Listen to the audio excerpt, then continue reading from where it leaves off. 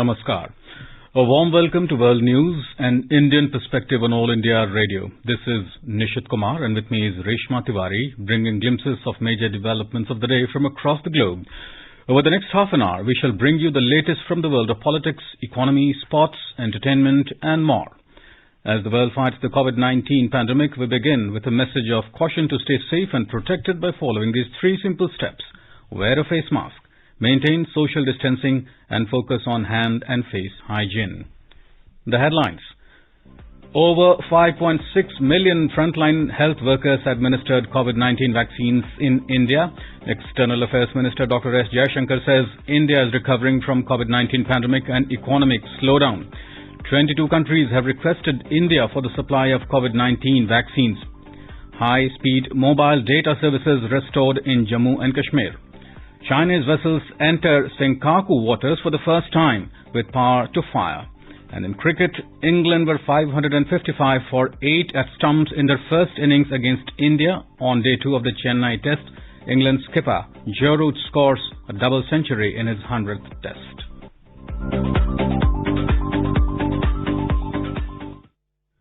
India's COVID-19 vaccination program is moving at a fast pace. More than 5.6 million frontline health workers have been administered COVID-19 vaccines in the country so far. Over 457,000 people have been inoculated with COVID-19 doses in the last 24 hours. The number of beneficiaries being vaccinated every day has shown a consistent and progressive increase. India is the fastest country to reach the 5 million mark in COVID-19 vaccination in 21 days. The USA reached the 5 million mark in 24 days, while the UK in 43 days and Israel in 45 days. Meanwhile, the country's COVID-19 recovery rate reached 97.19%, with the total recovery of more than 14,400 patients within 24 hours.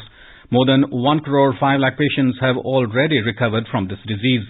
Active cases of COVID-19 are on a continuous declining trajectory in the country.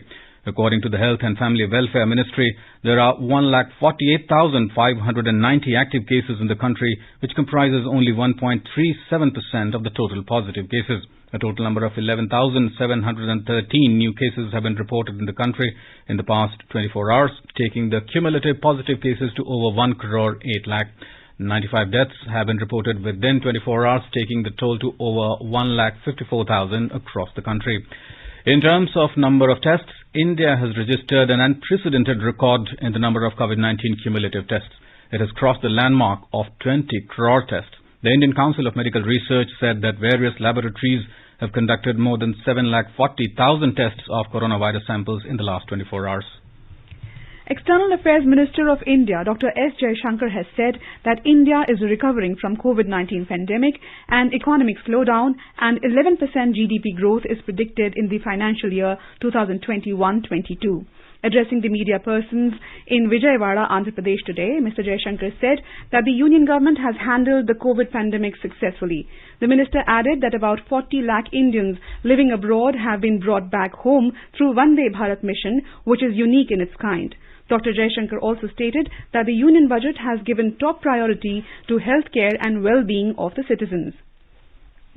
World Health Organization WHO Director General Tedros Adhanom Ghebreyesus on Friday announced that globally the number of vaccinations has now overtaken the number of reported infections.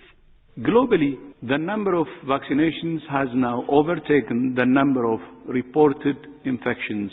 In one sense, that's good news and a remarkable achievement in such a short time frame. But more than 3/4 of those vaccinations are in just 10 countries that account for almost 60% of global GDP. Almost 130 countries with 2.5 billion people are yet to administer a single dose. The WHO Director General appealed for countries to unite in the effort to ensure equitable vaccination.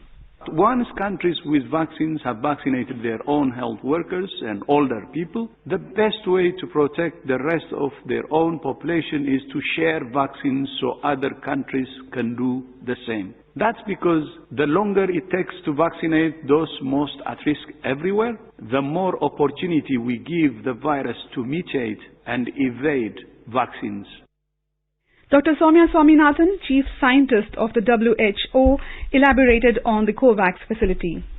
COVAX was set up as a mechanism to provide equity in vaccine distribution across countries of all types, high income, middle income, low income. There is prioritization, particularly for the early doses that are being shipped out in February and March for countries which do not have any vaccines at all. There's also the option for countries to opt out. So countries that have got vaccines through other sources can opt out at any time of receiving, so that those doses can then be reallocated to the other countries which may not have access to anything. So it was set up to be a very fair mechanism.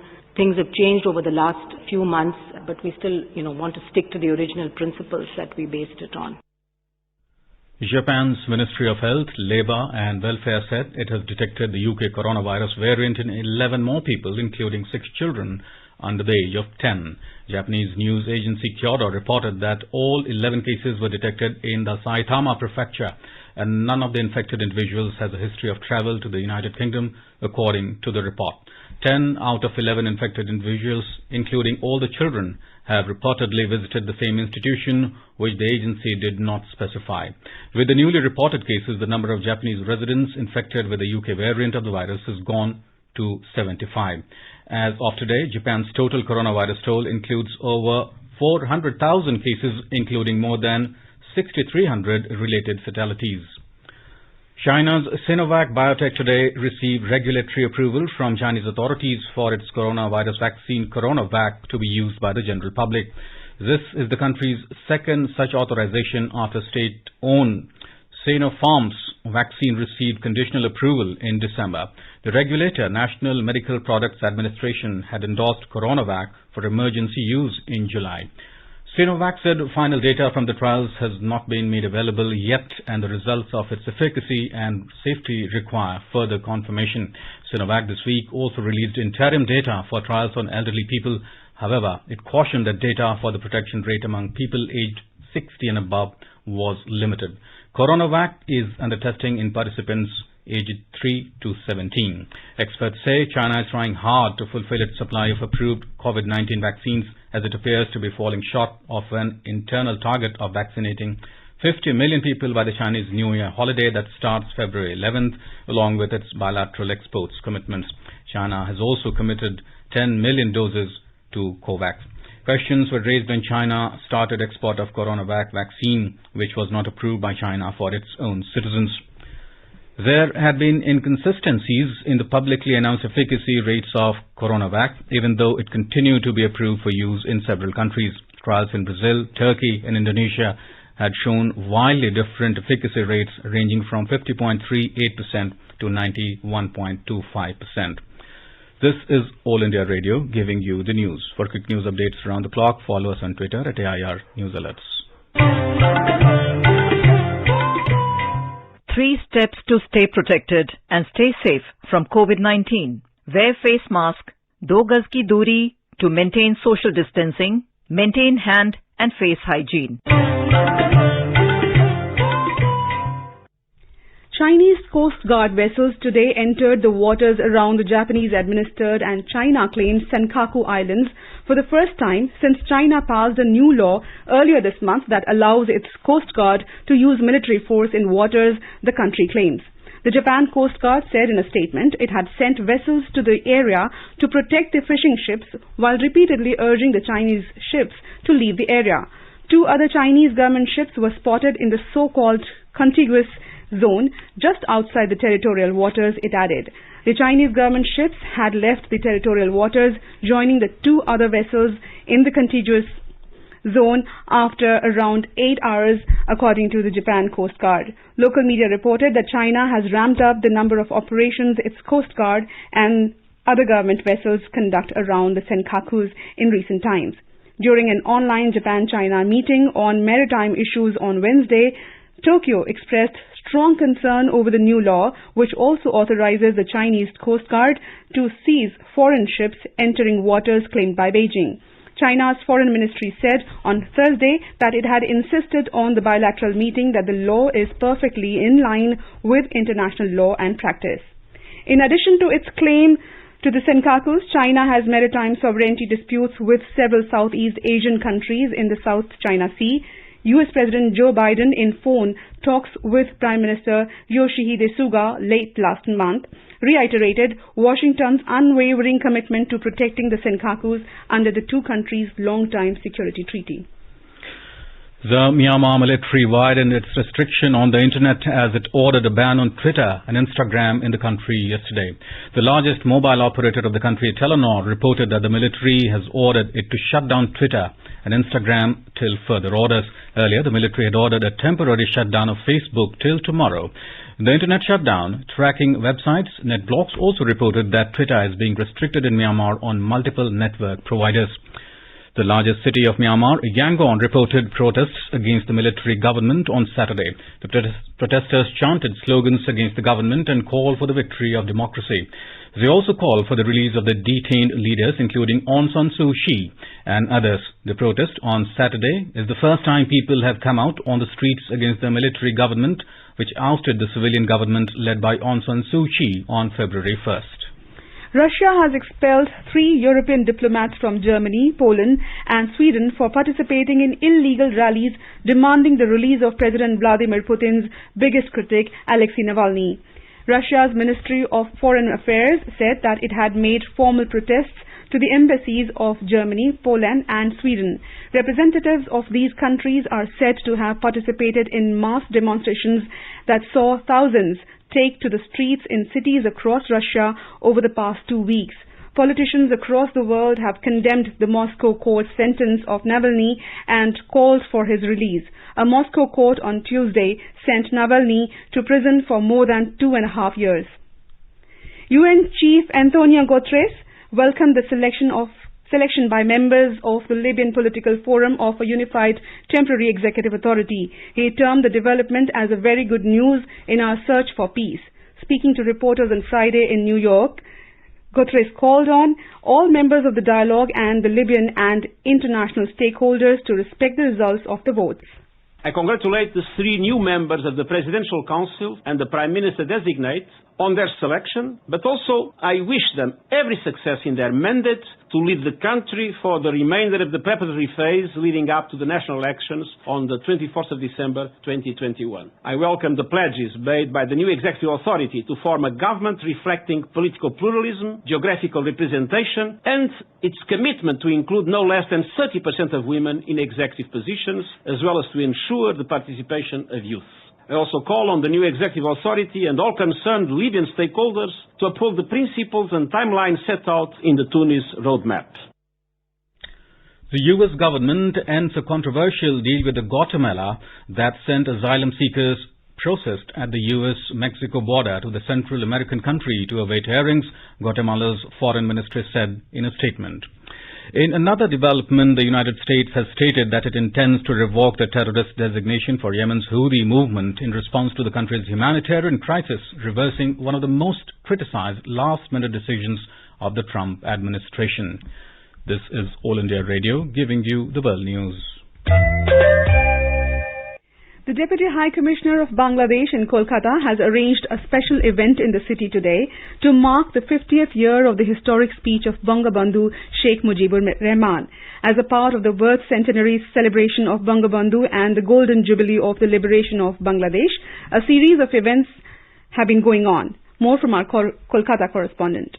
The year 2021 has been marked by the government of Bangladesh as Mujib Borsho to commemorate his birth centenary. As a part of the celebration, an art exhibition on Bangabandhu and Bangladesh and Bangladesh Film Festival were inaugurated by Hassan Mahmood, the Minister of Information of Bangladesh. Hasina, A Daughter's Tale was the inaugural film of the 3rd Bangladesh Film Festival, which will showcase 32 films over 5 days. Foreign Secretary of India Harshvardhan Shringla and the High Commissioner of Bangladesh to India, Mohammad Imran, were also present on the occasion. On 6th of February 1972, a million people cheered with enthusiasm as the Prime Minister of newly liberated Bangladesh, Sheikh Mujibur Rahman, and his Indian counterpart Indira Gandhi held a joint rally on the Brigade Parade Ground in Kolkata. On his first foreign visit to India, Bangabandhu Sheikh Mujibur Rahman had raised the slogan, Joy Bharat, Joy Bangla in an emotion-choked speech and expressed his gratitude towards India in making his country free. আমার লোকেরা জাতি ধর্ম নির্বিশেষে বৃদ্ধ থেকে বালক পর্যন্ত সকলেই সংগ্রাম করেছে। সেই সংগ্রাম কামিয়াব হতে পারতাম না যে ভারতের জনসাধারণ, ভারতের সরকার এগিয়ে না আসতো। The Information Minister of Bangladesh, Dr. Hasan Mahmud, earlier unveiled a commemorative plaque in memory of two martyred journalists in Kolkata Press Club. Madhuparna Dhar Choudhury, AIR News, Kolkata. India and EU have agreed to further deepen bilateral trade and investment relationship in the first India-EU high-level dialogue on trade and investment. Commerce and Industry Minister Piyush Goyal and the European Union Executive Vice President and Trade Commissioner Valdis Dombrovskis yesterday co-chaired the first India-EU dialogue. The 15th India-EU Leaders Summit held in July last year had committed to establish this dialogue. The ministers emphasized the importance of global cooperation and solidarity in a post-COVID-19 era. They also agreed to meet within the next 3 months to reach a consensus on a host of bilateral trade and investment cooperation issues, such as a bilateral regulatory dialogue and an India-EU multilateral dialogue. After suspension of 18 months, high-speed mobile data services have been restored in Jammu and Kashmir, bringing respite to people affected by the ban, especially students, working professionals and business community. The services were suspended on August 5, 2019, when the central government abrogated the special status of J&K and bifurcated the erstwhile state into 2 union territories. The 2G service on mobile phones was restored across J&K in January 2020. Welcoming the decision, the traders termed the government announcement as a good step. They said that they have suffered a lot due to the suspension of the services, and fast internet services will help the traders, tourism sector and others, as it will facilitate economic recovery and ease their work.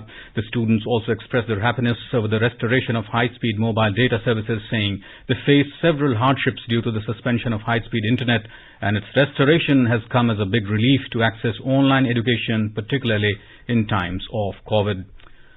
The budget presented by Finance Minister Nirmala Sitharaman earlier in the week laid emphasis on rural infrastructure. In today's Hotspot segment, we are in conversation with Professor Ramesh Chand, member of the Niti Aayog, on how the Union Budget 2021 seeks to benefit India's agriculture sector and take a step towards realizing Prime Minister Narendra Modi's vision of doubling the farmer's income. What are the two big ideas from agriculture? Although the finance minister mentioned that the two big ideas were in infrastructure and health, but there's a lot of outlay in agriculture also that has been done. So what are the two big ideas in agriculture in this budget? You see, one big idea you have already mentioned, that is on emphasis on infrastructure.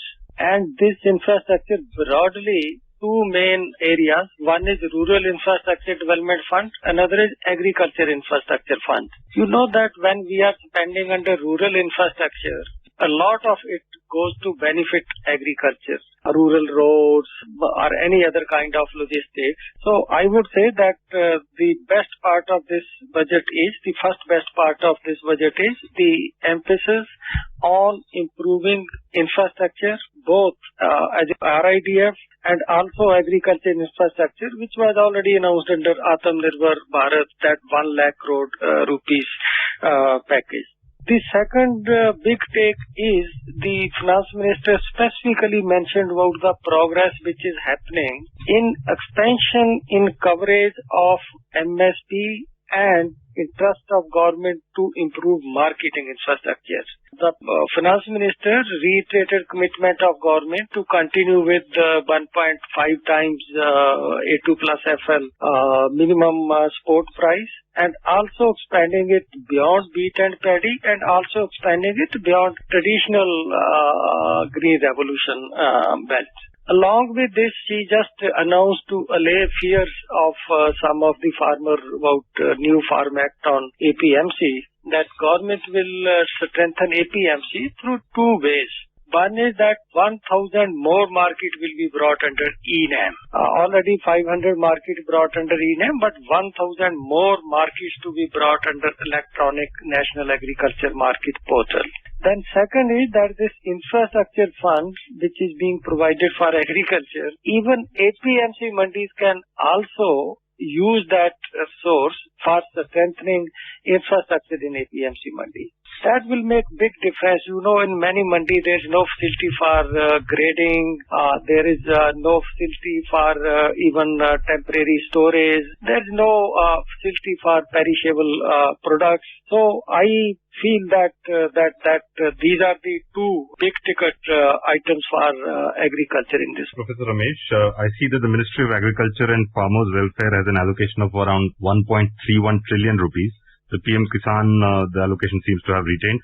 Is that something that you feel is sufficient for achieving the goal of doubling the farmer's income? You see, doubling farmer income depends not only on how much resources we are spending like that, it also depends on competition in market. That's why these three laws, they are very, very important for achieving goal of doubling farmer income.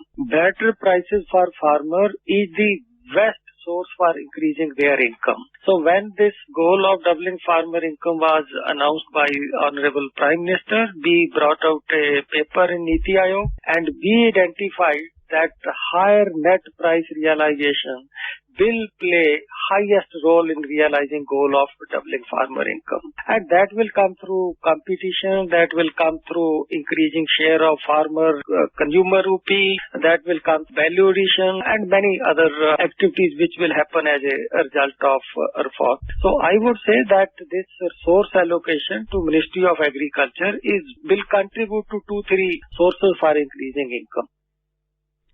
The Indian Space Research Organization, ISRO, is set to launch Amazonia-1 satellite of Brazil and 20 co-passenger satellites through PSLV C-51 from Sriharikota. The launch is slated to take place on the 28th of February, subject to weather conditions. Amazonia-1 is first dedicated commercial mission of New Space India Limited, NSIL, a Government of India company under Department of Space. India's Minister of State for Culture and Tourism, Prahlad Singh Patel, co-chaired the 8th meeting of ASEAN-India Tourism Ministers with his Cambodian counterpart Thong Khon through video conferencing. The meeting was in conjunction with the 24th meeting of ASEAN Tourism Ministers, MATM. At the outset, the ministers expressed their sympathy for the loss of lives and livelihood for people in the region as a result of COVID-19 global pandemic. The ministers reiterated the need for cooperative efforts in mitigating the impact of the pandemic on the tourism sector. UK Secretary of State for International Trade Mary Elizabeth Truss met Finance Minister Nirmala Sitharaman in New Delhi yesterday. Ms. Truss congratulated India for a forward-looking modern budget with its focus on investments and recovery in the post-COVID-19 world. She acknowledged India as an influential player in fintech, digital economy, startups, innovation and data. Ms. Truss complimented India on the prompt and effective response to COVID-19 pandemic. The close collaboration in the sphere of COVID vaccine demonstrated the close and trusted partnership between the two countries. She said the UK government looks forward to working closer with the world's largest democracy. India's Minister for Information and Broadcasting, Mr. Prakash Javadekar, has announced that All India Radio's National Music Conference, Akashvani Sangeet Sammelan, will now be known as Pandit Bhimsen Joshi Music Conference. He was speaking at the inaugural function of the musical program Abhivadan in Pune today. The program has been organized to mark the occasion of Bharat Ratna Pandit Bhimsen Joshi's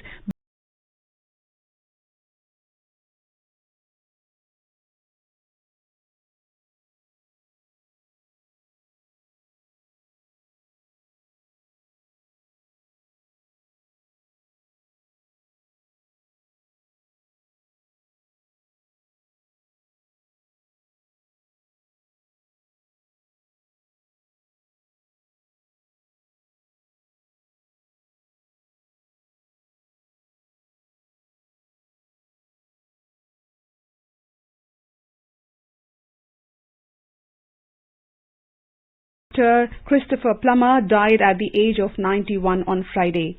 The actor is most well known for his portrayal as Captain Von Trapp in the film The Sound of Music. At 82, he had become the oldest Academy Award acting winner in history. In a tweet, the film musicals The Sound of Music said that they were saddened to hear of Christopher Plummer's passing. It added that his legacy as our captain will live on in the sound of music forever. In honor of Mr. Plummer's memory, they shared a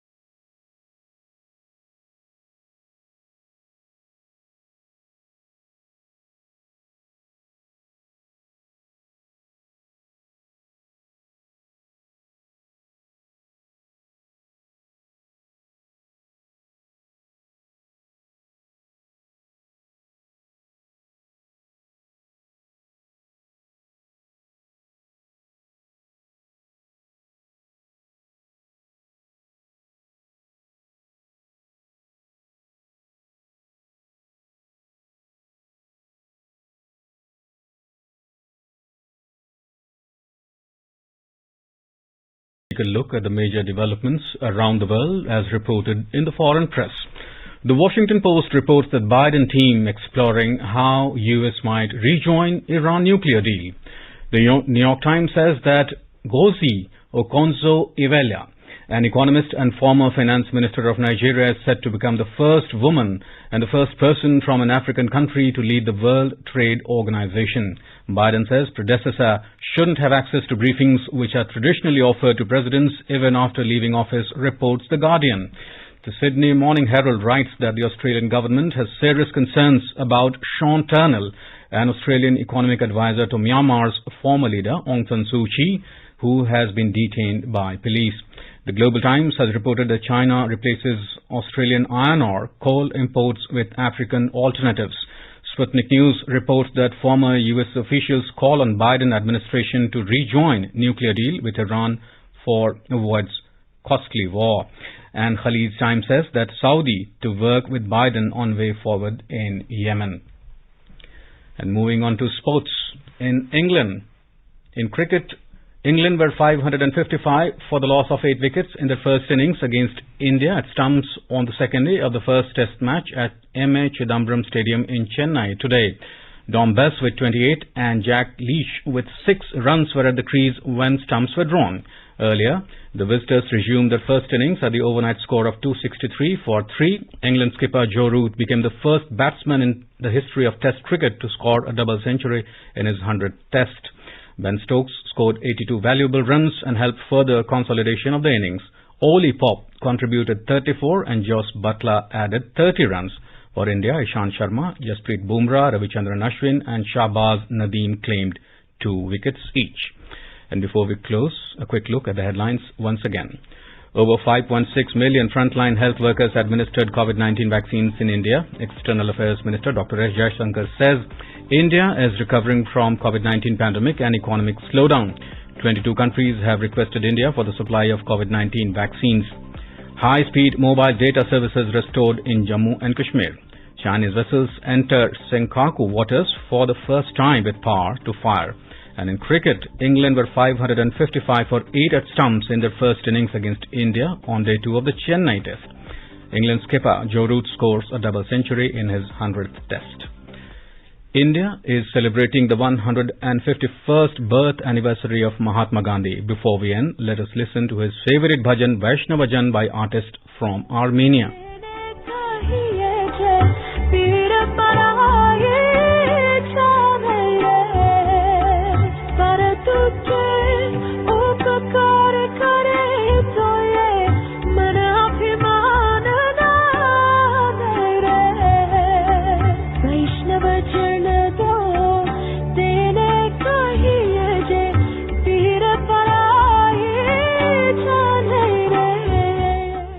And with that, we end this bulletin. See you at the same time tomorrow with the next edition of World News.